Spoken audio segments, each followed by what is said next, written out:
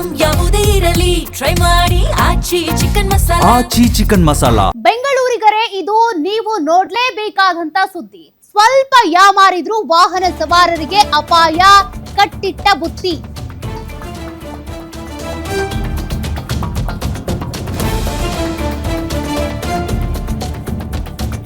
Flyover ಮೇಲೆ ಬಾಯಿ ತೆರೆದು ಕೂತಿದೆ ಡೆಡ್ಲಿ ಹೋಲ್.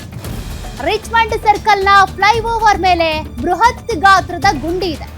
ವಾಹನ ಸವಾರರ ಜೀವದ ಜೊತೆ ಆಟ ಆಡ್ತಾ ಇದೆ ಜಿಬಿಎ.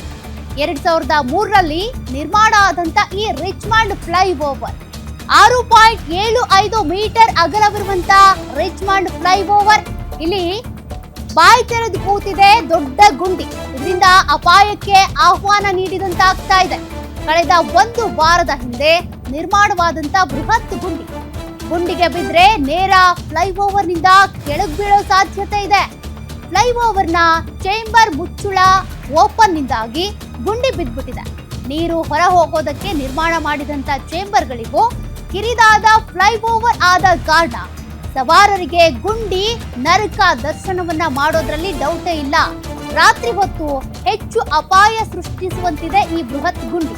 ಕೆಲ ಅಪಘಾತಗಳಾದ್ರೂ ಕೂಡ ಇನ್ನೂ ಜಿಬಿಎ ಅಧಿಕಾರಿಗಳು ಎಚ್ಚೆತ್ತುಕೊಂಡಿಲ್ಲ.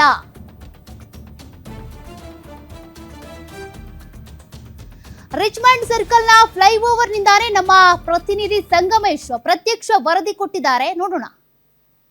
ಬೆಂಗಳೂರಿನಲ್ಲಿ ನೀವು ಯಾವುದೇ ಏರಿಯಾಗಳಿಗೆ ಹೋಗಿ ಆ ಏರಿಯಾದಲ್ಲಿರುವ ರಸ್ತೆಗಳಲ್ಲಿ ಗುಂಡಿ ಇರೋದು ಸರ್ವೇ ಸಾಮಾನ್ಯ. ಆದರೆ ಇವಾಗ ಫ್ಲೈಓವರ್ ಮೇಲೂ ಕೂಡ ಗುಂಡಿ ಬೀಳುವ ಪರಿಸ್ಥಿತಿ ನಿರ್ಮಾಣವಾಗಿದೆ.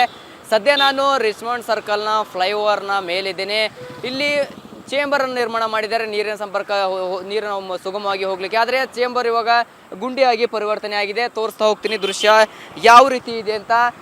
ಇದು ನೋಡಿ, ಇದು ಚೇಂಬರ್ ಆಗಿತ್ತು. ಆದರೆ ಇವಾಗ ಎಲ್ಲೋ ಒಂದು ಕಡೆ ಇವಾಗ ಗುಂಡಿಯಾಗಿ ಪರಿವರ್ತನೆ ಆಗಿದೆ. ಸದ್ಯ ಈ ಕಡೆಯಿಂದ ಏನು ವಾಹನ ಸವಾರರು, ಬೈಕ್ ಸವಾರರು ಎಲ್ಲರೂ ಬರ್ತಾರೆ. ಆದರೆ ಈ ಕಡೆ ಒಂದು ಗುಂಡಿ ಇದ್ದು ಈ ಸ್ಕಿಡ್ ಆದರೆ ಸ್ಕಿಡ್ ಆಗಿ ಜಸ್ಟ್ ಸ್ವಲ್ಪ ಆದರೂ ಎಡವಟ್ಟಾಗಿ ಸ್ಕಿಡ್ ಆದರೆ ನೇರವಾಗಿ ಅವರು ಒಂದು ಫ್ಲೈಓವರ್ನ ಕೆಳಗಡೆ ಬೀಳುವ ಪರಿಸ್ಥಿತಿ ನಿರ್ಮಾಣವಾಗಿದೆ. ಯಾಕಂದರೆ ಈ ಕಡೆಯಿಂದ ಬಹಳಷ್ಟು ಸ್ಪೀಡಾಗಿ ವಾಹನ ಸವಾರರು, ಬೈಕ್ ಸವಾರರು ಬರ್ತಾರೆ.